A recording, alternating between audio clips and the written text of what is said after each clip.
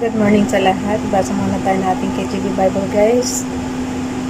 Today is, basahin natin ang July 14, 2022, Day 255 na natin, Ezekiel chapter 46 and 48. Paki-open niyo rin yung inyong KJV Bible, guys. Sabay tayong matuto.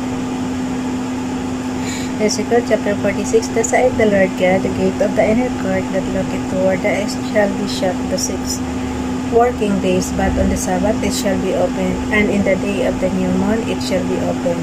And the prince shall enter by the way of the porch of that gate without, and shall stand by the post of the gate, and the priest shall prepare his burnt offering and his peace offerings. And he shall worship at the threshold of the gate, then he shall go forth, but the gate shall not be shut until the evening.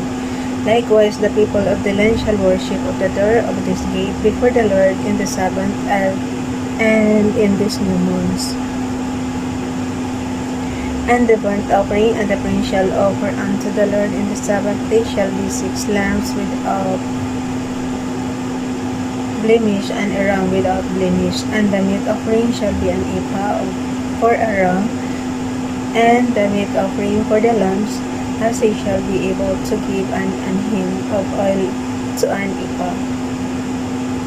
And in the day of the new moon it shall be a young bullock without blemish, and 6 lambs and a ram, they shall be without blemish. And he shall prepare a meat offering, an ephah for a bullock, and an ephah for a ram, and for the lambs according as his hand shall attain unto an hin of oil to an ephah. And when the prince shall enter, he shall go in by the way of the porch of the gate, and he shall go forth by the way thereof. Verse 9, But when the people of the land shall come before the Lord in the solemn feasts, he that entereth in by the way of the north gate to worship shall go out by the way of the south gate, and he that entereth by the way of the south gate shall go forth by the way of the north gate. He shall not return by the way of the gate whereby he came in, but shall go forth over against it. And the prince in the midst of them, when they go in, shall go in, and when they go forth, shall go forth. Ganyan talaga, guys. In everything there is a rule. Mahigpit mga rules nila. And in the feast, verse 11, And in the feast and in the solemnities, the meat offering shall be an ephah to a bullock, an ephah to a ram, and to the lambs, as he is able to give an hin of oil to an ephah. Verse 12, Now when the prince shall prepare a voluntary burnt offering of peace offerings voluntary unto the Lord, one shall then open him the gate that looketh toward the east, and he shall prepare his burnt offering and his peace offerings as he did on the Sabbath day. Then he shall go forth, and after his going forth one shall shut the gate. Verse 13, Thou shalt daily prepare a burnt offering unto the Lord of the land of the first year without blemish. Thou shalt prepare it every morning. And thou shalt prepare a meat offering for it every morning, the 6th part of an ephah, and the 3rd part of an hin of oil to temper with a fine flour, a meat offering continually by a perpetual ordinance unto the Lord. Thus shall they prepare the lamb and the meat offering and the oil every morning for a continual burnt offering. Verse 16, Thus saith the Lord God, if the prince ulitin natin pagbasa yung Ezekiel chapter 46 verse 16 kasi nga maingay kanina kaya nag-ulit tayo. Ezekiel chapter 46 verse 16, Thus saith the Lord God, If the prince give a gift unto any of his sons, the inheritance thereof shall be his sons, it shall be their possession by inheritance. But if he give a gift of his inheritance to one of his servants, then it shall be his to the year of liberty. After it shall return to the prince, but his inheritance shall be his son's pardon. Verse 18, Moreover, the prince shall not take of the people's inheritance by oppression to thrust them out of their possession, but he shall give his son's inheritance out of his own possession. that my people be not scattered every man from his position. After he brought me through the entry, which was at the side of the gate, into the holy chambers of the priest, which looked toward the north, and behold, there was a place on the two sides westward. Magbasa rin kayo ng Bible, guys. Verse 20. Then he said unto me, This is the place where the priest shall boil the trespass offering and the sin offering, where they shall bake the meat offering that they dare them not out into the outer court to sanctify the people. Verse 21, Then he brought me forth into the outer court, and caused me to pass by the four corners of the court, and behold, in every corner of the court there was a court. In the four corners of the court there were courts, joined of 40 cubits long and 30 broad. These four corners were of one measure, and there was a row of building round about them four, and it was made with boiling places under the rows round about. Then said he unto me, These are the places of them that boil, where the ministers of the house shall boil the sacrifice of the people. Ezekiel chapter 47. Afterward he brought me again unto the door of the house, and behold, waters issued out from under the threshold of the house eastward. For the front of the house stood toward the east, and the waters came down from under the right side of the house and the south side of the altar. Verse 2, Then brought he me out of the way of the gate northward, and led me about the way without unto the other gate by the way that looketh eastward, and behold, there ran out waters on the right side. And when the man that had the line in his hand went forth eastward, he measured 1,000 cubits, and he brought me through the waters. The waters were to the ankles. Again, he measured 1,000 and brought me through the waters. The waters were to the knees. Again, he measured 1,000 and brought me through the waters were to the loins. Verse 5. Afterward, he measured 1,000, and it was a river that I could not pass over, for the waters were rising waters to swim, and a river that could not be passed over. And he said unto me, Son of man, hast thou seen this? Then he brought me and caused me to return to the brink of the river. Now when I had returned, behold, at the bank of the river were very many trees on the one side and on the other. Then said he unto me, These waters issue out toward the east country, and go down into the desert, and go into the sea, which being brought forth into the sea, the water shall be held. Verse 9. And it shall come to pass that everything that liveth which moveth whithersoever the river shall come shall live, and there shall be a very great multitude of fish, because this water shall come thither, for they shall be held, and everything shall live whither the river cometh. Verse 10. And it shall come to pass that the fishers shall stand upon it from Engedi, even unto Eneglaim. This shall be a place to spread forth nets. Their fish shall be according to their kinds, as the fish of the great sea, exceeding many. But the merry places thereof and the marishes thereof shall not be held, they shall be given to salt. And by the river upon the bank thereof on the side and on that side shall grow all trees for meat, whose leaf shall not fade, neither shall the fruit thereof be consumed. It shall bring forth new fruit according to his months, because their waters be issued out of the sanctuary, and the fruit thereof shall be for meat, and the leaf thereof for medicine. Verse 13. Thus said the Lord God, This shall be the border whereby ye shall inherit the land according to the 12 tribes of Israel. Joseph shall have 2 portions, and ye shall inherit it, and one as well as another concerning the which I lifted up mine hand to give it unto your fathers, and this land shall fall unto you for inheritance. Verse 15. And shall be the border of the land toward the north side from the great sea, the way of Hethlon, as men go to Zidal, Hamath, Berocah, Zebrin, which is between the border of Damascus and the border of Hamath, Hazar Hattikon, which is by the coast of Hauran. And the border from the sea shall be Hazarinan, the border of Damascus, and the northward, and the border of Hamath, and this is the north side.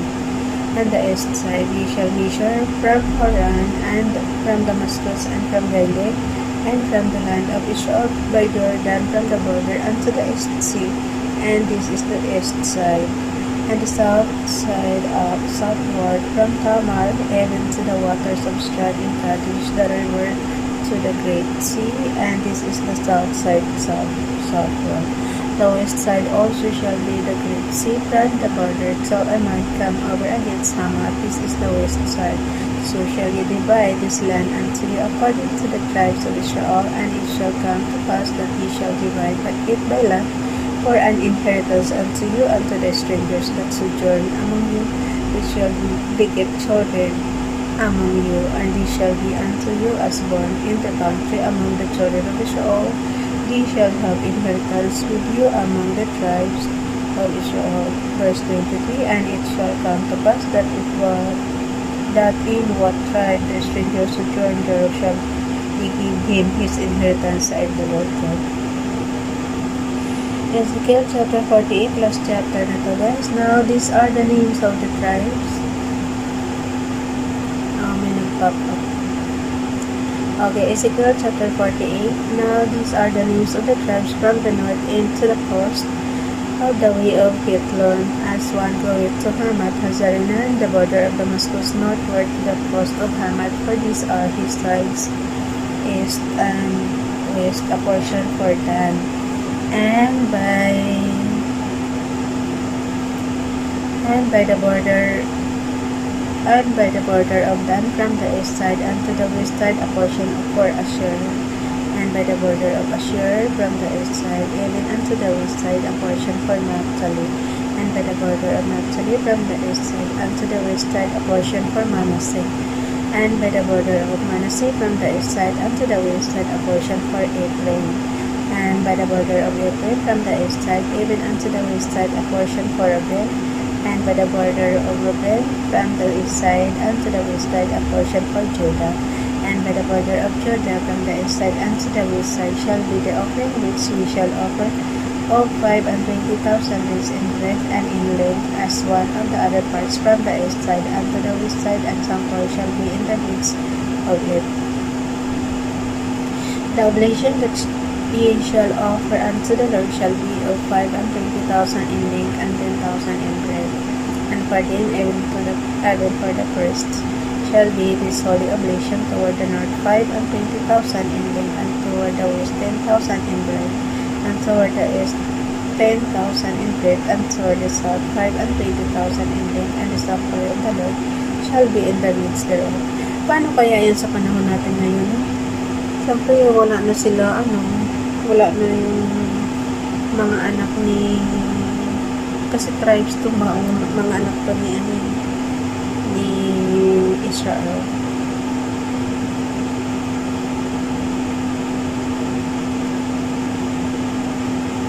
Ulitin natin yung verse 9. The oblation that he shall offer unto the Lord shall be of 520,000 in length and 10,000 in breadth. And for him, even for the priest, shall be this holy oblation toward the north 520,000 in length, and toward the west 10,000 in breadth, and toward the east 10,000 in breadth, and toward the south 520,000 in length, and the sanctuary of the Lord shall be in the midst thereof. Verse 11, inulit ko lang guys ha. It shall be for the priests that are sanctified of the sons of Zadok, which have kept my charge, which went not astray when the children of Israel went astray, as the Levites went astray.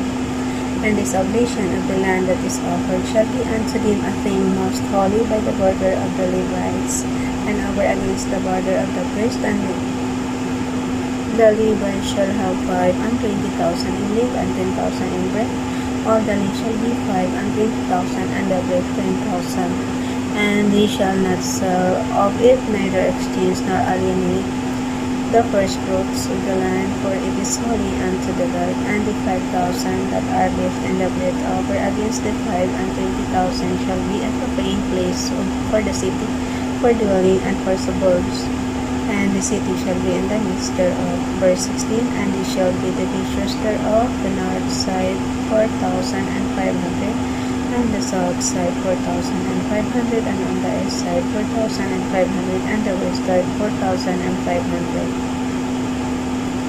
Verse 17, and the suburbs of the city shall be toward the north 250, and toward the south 250, and toward the east 250, and toward the west 250.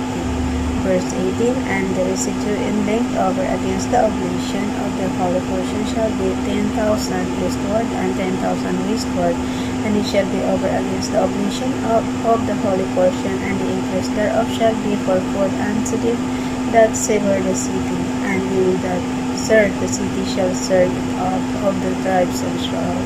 All the oblations shall be 5,000 by 5,020,000. We shall offer the holy oblation for square with the position of the city.